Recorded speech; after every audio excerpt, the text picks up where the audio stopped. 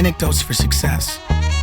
Level up with truth, meaning, trade-offs, perspective.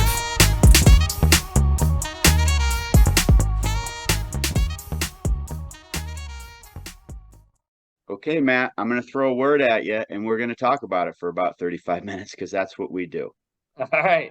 What comes to mind when you hear the word adversity? What's it mean? Can you escape it? I've got a couple thoughts on it, but we're going to go wherever you frame this. All right. I'll tell you, the first thing that popped in my head was opportunity, which is interesting because I'm just telling you what the first thing is that popped into my head. And that's how I kind of look at it. I mean, first of all, another thing I'll say is inescapable, right? We're all going to have it. There is no way around having adversity in your life. I mean, and it always seems to show up right when everything seems to be clicking, right? It's like, man, life's going good. Boom. It's almost like a video game, or we're living in a matrix, right, of some sort, where there's like, it's programmed where no, whatever the big powers are, whatever you believe in that, there's just no way to not get slapped in the face all the time. So it's coming no matter what. You can't escape it. Is it Stephen Pressfield? Have you read some of his books? What's he write? I'm terrible with author names. I'm going to look. I mean, apparently our fact checker's ill again. So we got to get a new fact checker or fast or pay somebody some money. I'm terrible with authors and books. I listen to so many, I read so many. I'm the same way. I'm looking at my Audible library. Stephen Pressfield's the one that talks about literally for creators, if you harness it, he believes there's like a muse out there that brings ideas to your head, helps you create, and you have to get through the down times as well and the adversity. I believe he's the one that writes the War of Art. Yes, I heard him on Joe Rogan once. Yep, the War of Art and Turning Pro. They're my own fact checking machine. And you just said opportunity, and it's inescapable. And when we had Cam F. Awesome on, he talks about adversity. Like when he got knocked to the ground as a boxer, the first thing he would do, and all the kids would be like, "Get up." He's like, "No, smile, because I'm grateful for this next opportunity." And he's a firm believer. My daughter's a firm believer that the worst times in your life, you have the opportunity to end up having the best times of your life. And I sent you that quote the other day, that adversity, it's coming to see you, no matter how charming you are, how tall you are, how rich you are. Adversity, it's coming. So how you frame that determines how you're going to handle it. And not everybody thinks opportunity. Not everybody realizes it's inescapable and just part of life.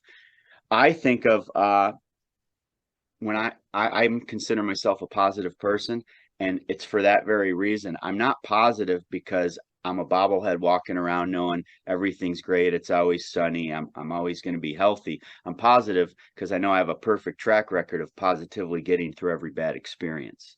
So that's why the word positive experience comes to mind when I hear adversity. So why do people shy away from it so much? I mean, I think at the end of the day, it's biological, right? In some sense, it's like it's a threat. Adversity is a threat to our equilibrium, to our that evenness that we all want. That I think some people might call happiness, or probably happiness. I lack a better word for it at the moment. And we all want to be happy. We claim we want to be happy. We seek that thing, that happiness, and adversity is kind of the antithesis of happiness, right? It's like, or the antithesis of joy, maybe, because it's temporary, like joy tends to be, I guess. But in happiness certainly is temporary too. But I think it disrupts that equilibrium where we're like, I'm all good, boom, and people look at it like almost like I didn't deserve it. How could this happen to me? Look. One of the things that comes to mind is my father getting very ill years ago, and he passed away eventually. And when it happened, it was so shocking and out of nowhere. It was a lot of adversity for the family, and that comes to mind to me. But it's like, well, of course it's going to happen. I have parents who are older than I am. Something's going to happen, and I have other loved ones, Paul. And sure as I'm sitting here, something's going to happen at some point, right? It's just we're humans. That's what's going to happen, and we don't like to talk about it, think about it. We just like to kind of roll in our equilibrium and stay happy. But if you know it's going to happen, adversity, and it's part of life, which experience helps with that, right? Then it's easier to deal with. And I look at it. One of the things I look at is, as a business owner, I have customers, and one of the things that I really don't like are customer complaints, because I don't like disappointing people. I don't like feeling like we let people down. But my mindset actually has changed completely on that. I look at that adversity, it's just an example, as it's an opportunity for me to win that customer, not by the mistake we made, but how we respond to that mistake. And that's how I train all my people. And I always said, I had a conversation with a guy last night about this, said, it's not the mistake. Everyone's going to make mistakes. There's going to be mistakes. We're going to have adversity. We're going to have problems. It's our response to that matters to me. And we're very good at winning our customers back, I think, even better because of that adversity. So that's what I mean by opportunity. So big part of adversity is it's going to happen. Now, what's your response to it, right? And that's where the champions come forward. And my acronym for champions, it has nothing to do with winning. It's basically how you respond to adversity and how do you reframe it for your next opportunity, right? There's nothing that pains me more in sports when I see, when I'm coaching a team, kids don't play. I can see it in their eyes. They're super frustrated. I really enjoy it when they come to me personally and ask what they can do, and then we have a talk. But there's nothing that pains me more of the kids that just keep going through the motions, and because they're not getting their way, they start trying less, and sometimes they quit the team. Like, now I can't even have those conversations. But you can't help somebody that doesn't want to be helped either. And maybe they move forward with adversity later in life and use that experience as a way to respond better. But just not getting your way doesn't mean you're not getting yourself better for the future. It means you're learning to deal with adversity. And I see it more and more with younger people. They just don't even know how to respond to it. It's like it's a skill. Yeah, it is a skill, right? And I see it too, and I think we've all gone through those same things, whether it's in sports or music or school or whatever, where we're just not the star, and we're riding the bench, if you will, in some way. I'll just use that as an example, that because it's a great one you brought up. And do you quit, or do you, I'm a terrible musician. Like, I'm just awful. Like, I just have no musical ability, embarrassingly so. I'll take your word for it. I don't want to hear anything. I played the saxophone in 5th grade, and my music teacher told my mother at one of those parent-teacher things, Matthew probably shouldn't continue to play music. It's over, which I appreciate, by the way. But you know what? Everything with my parents was, you're gonna finish, you're gonna finish, you're gonna finish. You will not quit, you're gonna finish. And the number of people who I see who quit, it is a disease. Quitting is a disease of the mind. And it comes, I have adversity. Adversity is unfair. It's not, this is the mindset. It's because someone's doing something to me. It's not my fault. It's unfair. And the way out of it is to quit it. And that is a disease that will haunt you for the rest of your life if that's how you're going to respond to it. Adversity is the opportunity to go, I'm going to get better. Even maybe I'll never set foot on the basketball court or volleyball court or whatever it happens to be. Maybe I'll never set foot out there during a game, but I'm going to work harder. I'm going to get in shape. I'm going to be the best teammate. Whatever those things I can control, right? What can I control? I'll go back to my father's situation. My father's in this tremendously terrible, situation, fighting for his life. I can't control that. All I can control is how I how I respond to my family in the ICU and how we treat each other, how I respond and treat the nurses who have give me access to my father, right? They're the ones who are deciding how much time I get to spend with them, how I treat the doctors, how I treat anyone involved in that hospital, so that when there's opportunities for my father to benefit or my family to benefit, I am there to have that opportunity. When my mom's down, that I'm there to pick her up. That's all I can control, right? It's not fair. Life's not fair. It's never going to change. And quit getting so upset because things aren't fair. Control what you can control, right? Take control of what you can control. And this is my father talking right here. Control what you control. Everything else, you got to let go. And that's adversity. That's how you deal with it. It really is. And there's everybody in life's had that instance where you just feel so helpless. And that's real and that's true. So you have to reframe it. That's what I keep saying, into what can I do to make the situation better? And there may not be a lot, but you can make the situation better between your ears, right? And sometimes that's just the way you deal with it, and until it's complete ashes, and then you rise up from it. It's the only choice you have. It's the only way you can get through it. I see it with older educators. Like, they start complaining, they get jaded, everybody's against them. It's not this way. It wasn't this way when I started out. No, it wasn't. And you have 25 years experience now, from old ways to new ways. Use it and make the best of it. But no, they're too comfortable. Everybody else has changed, not them. Yeah, exactly. So change. And adversity, to me, people that can't handle adversity are the same ones that can never jump out of comfort zones. And in essence, they're basically, they're like a dog in a yard with an invisible fence, and they don't realize if they just burst through that initial shock, they'd be free to go. And I'm so thankful when I'm outside, dogs don't know that, because I'd probably be getting a lot. I always think about that. Anyways, I'm rambling a little, but it's so much the response. Like, again, to set up what we were talking about, adversity, it's coming to see you. So how are you going to deal with it? And we've talked about reframing it into opportunity, knowing it's inescapable, how you respond to it, controlling what you can control. All excellent tips that we all need to be reminded about sometimes. And don't leave out what you just said.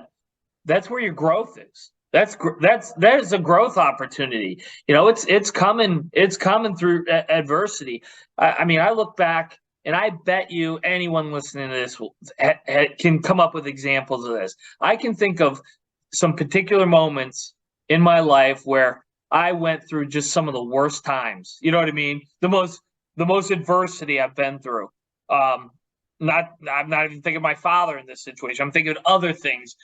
And those moments have shaped me in ways that making the winning basket or hitting the home run or what, you know, whatever analogy you want to use, have never impacted me. Those adverse moments and how I responded to them, which wasn't always pretty, by the way. I mean, I'm not saying it's because I'm so great. I'm saying I've learned from those mistakes. I respond differently. Like, you've got to take control. And you know, the people who just give you the whole, it's not my fault, it's not fair, someone fix it for me.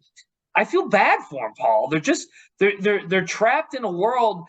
They're trapped in their own chains. They're trapped in that electric fence, that invisible fence. I'm sorry, that invisible fence. And they don't know that they have to burst their way out of it, but only they can do it. Only they can do it. And looking for these other saviors is hurting them more than it will ever help them. So I think it's important that say that you've got to see it that way. And if you don't, you're imprisoning yourself. Yeah, and that's why, to me personally, everybody asks, why do you coach things? I mean, I've coached sports where I didn't really even know a lot about it at the moment I started. Like, and you get better because you throw yourself in there and you make yourself vulnerable. You know, there's going to be good times, bad times, and you just move forward, right? Yeah. I just recently got my dream job. the varsity softball coach of a big high school in the area. And everybody's so excited, but I equally have some people that have come up behind the scenes and be like, Paul, like, they don't say it, but it's basically, dude, you're 50. You're almost out of teaching. Like, why would you want to have that on your plate right now? Because people will talk about you. People will be mad when their kid doesn't make the team, or next thing you know, their kid's not playing. And I'm like, okay, so I deal with it and have conversations, and I'm going to get better from the experience regardless. I'm going to help players get better and reach their dreams regardless. Some might pivot after the season and move forward, like we talked about. But that's the whole fun of the journey, right? And Yeah. you just know the adversity's coming. Like that, like if I was to get a tattoo, I think I might have that adversity coming to see me soon. And that's ridiculous, but No. but that's the fun. Like, I know it's there, so okay, I'm not going to get all bent out of shape about it. I'm going to go by my principles, and I'm going to make it work, and you're on board or you're not. Like, sorry, it's just the way it goes. But if you shy away from it, try to please people, you're going to live a complete life of the opposite of happiness, I guess. Misery is the word that came to my mind. Well, Paul, you what you're talking about, I think, comes down to pillar number 2, which we call meaning, but we keep reframing more to adventure, because I think they're totally connected. But what your adversity is adventure, right? I mean, that's why adventure is so fun. It's so exciting because it's full of adversity. Have you ever read a good? We were just in Disney World, and we were at Universal Studios, and we went on Harry Potter rides, and and I love the Harry Potter books and that kind of thing. And my daughter was into it, so I got into it, back in the day. But when you think about a story like Harry Potter, pick anything like that. Pick a good movie, pick anything. It's an adventure. The story isn't, hey, I got my dream job, I married my dream spouse, I had the best kids ever, and then I had I had a great experience with my life, and then I passed away, at 92 in my sleep. Nobody's going to read that book, Paul. It's not. There's no adversity, right? There's no adventure. It's not adventurous. Harry Potter is an adventure. There's adversity everywhere. It's everywhere. This new job for you, the coaching, which congratulations, by the way, and it's fantastic. And I certainly will be a big supporter and looking forward to your adventure, because that's what you're talking about. Why would I want to go on an adventure at 50? I don't know. When do you want to go on an adventure? When's too old to be on an adventure, right? Like, oh, what would you prefer? What's your goal at 50, at 60, at 70? Nothing? People getting to me, like, just not dealing with adversity is just setting something in your head that, all right, there's this nirvana of just comfort that I want to get to. It's never going to be there.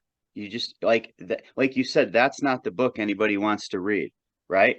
I personally get frustrated having conversations with people that you hear them limit themselves all the time. Well, that's something I should have done when I'm 30. I'm 50 now. Okay, so more of the reason to do it now that you're 50. Oh yeah, I shouldn't play pickup basketball anymore because I'm too old. Okay, maybe, but you can still go shoot baskets, and you can still go enjoy the game. You can still be part of it somehow. Why are you like the limiting statements that I hear more and more amongst my circle? It makes me want to hang out less with those people sometimes and find other people. And I'm far from perfect. I'm sure I fight limiting thoughts all the time, but I think I'm learning to recognize them more and not listen, if that makes sense. It makes tremendous sense, because I think what happens is, coming back to our mindset again, when you start really thinking that way, and I think that way mostly, but I fight my demons too, you know what I mean? And I've been working on this for 17, 18 years. I mean, actively working every day on this stuff, no exceptions, When you start thinking that way, you start to notice how often it comes up, how many people have those limiting statements. And I have the same problem. There are people in my life that I love to death and I wish nothing but the best for, but I have to limit the amount of time I can be around those people because of the limiting statements they make, the way they act. I've said it to your class, I've said it to other classes, I've said it to anybody who listens. You want to know what your future looks like? Look at the 5 people you spend the most time with. That's your future. That's who you are. That's who you're going to be. So if I'm hanging around with people a lot that I look at that, I go to myself, that's not who I want to be. I love them. I care for them. I always will, but that's not who I want to be. Over here, that's who I want to be. Those are the values I have. Those are the things I respect. Hard work, personal responsibility, accountability, optimism, keep pushing forward, adventure. Age is meaningless in terms of these kinds of things. I don't care how old you are. I'm going to be on an adventure till the day I die if all goes well. And I think you will too. And those adventures change, but once you recognize those kind of limiting statements, it's a real turnoff. So don't put an expiration date on yourself, right? My God, no! I can't. I can't see how medically even I can and emotionally and psychologically how that can be healthy for you. I always joke in class, I'm going to consider my life like a soccer game when the game's technically over and now the referee's putting that extra time on the board. All right, I'm going to run around crazy at that point. So they go, well, what age is that? I go, I don't know. I guess 80 is when the game's over, and then anything after that's that extra time. So who knows? I might be parachuting. Like what the hell's the difference at that point?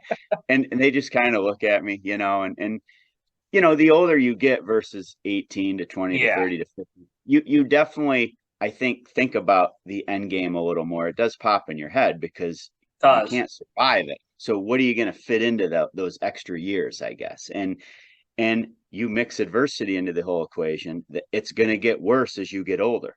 Yeah. It's certainly. And you just kind of touched on something that I thought of. One of the things that is very commonly said, and there's some truth to it. So I think there's some truth to it. But like, when you're on your deathbed, you never think about your job or how much the money you have, or it doesn't matter. And there's some truth to that. But what people aren't taking into account when they say those things is, that job and that money and those things you sacrificed and put in, that was what gave you the opportunity to live your adventure. And, unless you're independently wealthy, inherit a bunch of money, and you can just be on your adventure and travel the world or do other things, without having a job, or without having to produce, then I guess maybe those people have an opportunity or advantage that you and I don't have, and 99.99% of us don't. So I don't like talking about the exceptions. It's a little silly to me, but like, the work I put in is part of my adventure. It always has been, whatever I've done in life, whether it's what I do now or what I did years ago when I was an employee. That was part of my adventure too. So it was important for me that it mattered and I cared about it. So I don't necessarily buy that. Spend your money, quit. Who cares about your job? Like, that comes with a real trade-off. And you might be on your deathbed at 80 and you never really did anything much in life. And all you were able to do is kind of maybe go on vacation 2 weeks a year. And then other 50 weeks, you watch Jeopardy and you twiddled in your garden, which, good for those people who like that stuff. But I don't think that's much of an adventure. So there's some balance there. That's a term people use, or that's a statement people make, I think, who are trying to cover for looking and going, well, now I can justify not going the extra mile, not taking some risks, not being on an adventure. And I just don't like that. I don't think they're looking at the big picture. That YOLO, you only live once, is so misinterpreted as far as I'm concerned. It doesn't mean, like you just said, blow your fortune, go live in a all-inclusive spa vacation for 3 months, and then say, well, I did it. To me, you only live once is go try what you want to try. Go work where it provides the most meaning. Try to create some income doing things you love. And even if you have the regular job, Yeah. okay, well, you use your downtime to pursue other things. I know at some point in time with this podcast, we're going to be doing this several times a week, and it's going to be as simple as you and me talking, and then our staff is going to edit it all and create it. Like right now, our fact checker quit, because we don't have one, and I'm the editor, but I have to work weekends. That's a little frustrating. I don't even get overtime. And sometimes it's hard for us even to find a time, and then you throw in guests. But that's the fun of it. We look back 50 something episodes ago, and it's growing. That kinetic, I'm not a science guy, but that point between phase one and phase two, the gas to the solid to the liquid, it takes all that energy in between.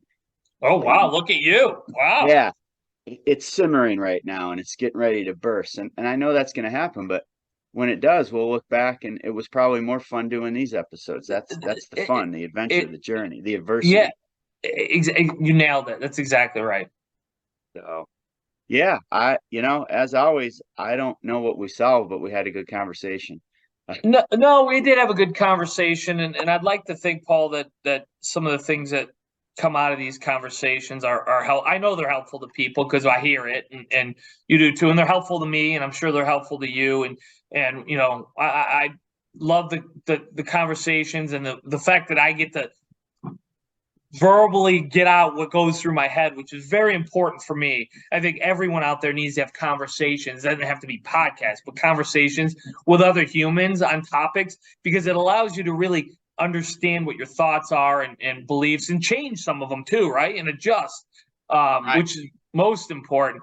But I think we got some exciting guests coming up too, and we keep plugging away with that, and I'm telling you that, like anything I've done in my life worthwhile, whether it's raising my daughter, marrying my wife, building my businesses, building relationships with people like you, Paul, it's all the journey. It really is. And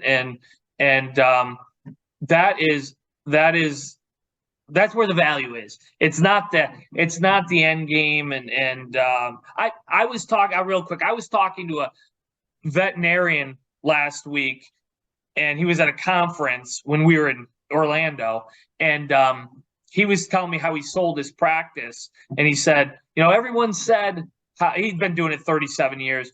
He said, and now he's an employee of the practice. He said everybody said that it was the best day of owning the practice was only one day, and it was the day he sold it.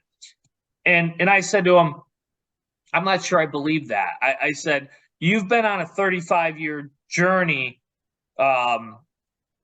building this practice, and what you did for people and your employees and your the animals and your customers. I go, that's irreplaceable. That's not, I don't think, again, I don't think you mean that. And I think he thought about it a little bit, and I wonder what he thought, but that's where the value is, not the big payday at the end. I don't think that's going to be his legacy. Whatever he sold that for, I don't think whatever that check was for is going to even touch the lives and that he influenced and the people he influenced in that 35-year trip. I don't think it's close. I wouldn't be surprised, because I hear this. Well, I'll get to that in a second. I wouldn't be surprised if there's a little bit of a hole in his heart, or a little bit of emptiness in what he's accomplishing now, and if he doesn't try to build something else again. Yeah, he did say very, very much so. Now when I leave, it's nothing's my problem. And he said it in a way like, isn't that great? But there's a trade-off to that. Like you're saying, you're not the captain anymore, and you're kind of on the ride. You're not steering the ride, and I'm sure there's a point maybe where that's the right time for certain people, but there's a trade-off, and he certainly was proud that he sold it, but I think he was prouder that he built it. Right. That's the tough part, right? I mean, that's the true happiness, the journey, the adventure, It and is. handling adversity when it's coming to see you. All right, man. Hey, thanks, Matt. Till next time. Thank you. All right. See ya.